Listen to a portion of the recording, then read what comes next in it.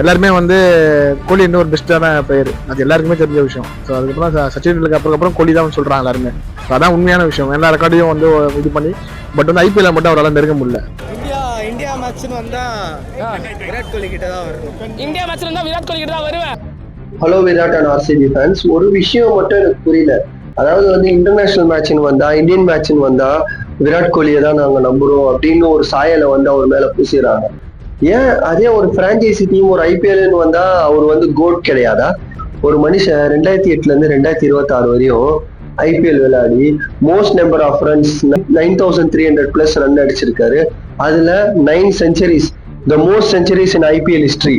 68-50 அடிச்சிருக்காரு. அவரோட சராசரி ஆவரேஜ் 40+. ஒரு சிங்கிள் சீசன்ல 973 ரன்ஸ் அடிச்சு 153 ஸ்ட்ரைக் ரேட் வச்சு யாரும் அந்த ரன்னை கிராஸ் பண்ண முடியாத அளவுக்கு வந்து ஒரு ஃபென்டாஸ்டிக்கான பிளேயரா இருந்தார். 2016ல 4 செஞ்சுரிஸ் அடிச்சு சீசன்ல 4 செஞ்சுரி தொடர்ந்து அடிச்ச இந்தியன் என்ற ரெக்கார்டை இதுவரையும் மெயின்டைன் பண்ணிட்டு இருக்காரு. அவரு இறங்கும் போதும் சேஸ்லயும் சரி அண்ட் அவர் ஆடக்கூடிய எல்லா பெர்ஃபார்மன்ஸ்லயும் சரி அவரோட ஹையஸ்ட் ஸ்கோரு 113 ராஜஸ்தான் ராயல்ஸோட.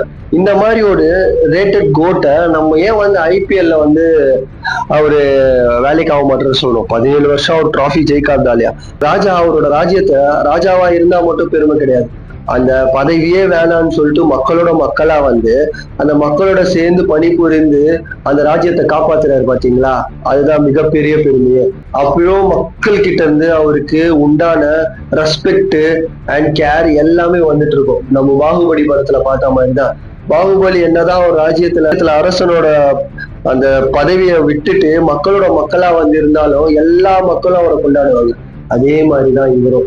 ஸோ எல்லாரும் தெரிஞ்சுக்க வேண்டியது ஒன்னே ஒண்ணுதான், கிரிக்கெட்னு வந்துட்டாலே அது டொமஸ்டிக்கா இருக்கட்டும், இந்தியா ஏவா இருக்கட்டும் அண்ட் ஐபிஎல்லா இருக்கட்டும், இன்டர்நேஷனலா இருக்கட்டும், எல்லாத்துலயும் இந்த மனுஷன் ஒரு கோட். அவ்வளவுதான். இவரை ரீப்ளேஸ் பண்ண யாருமே கிடையாது.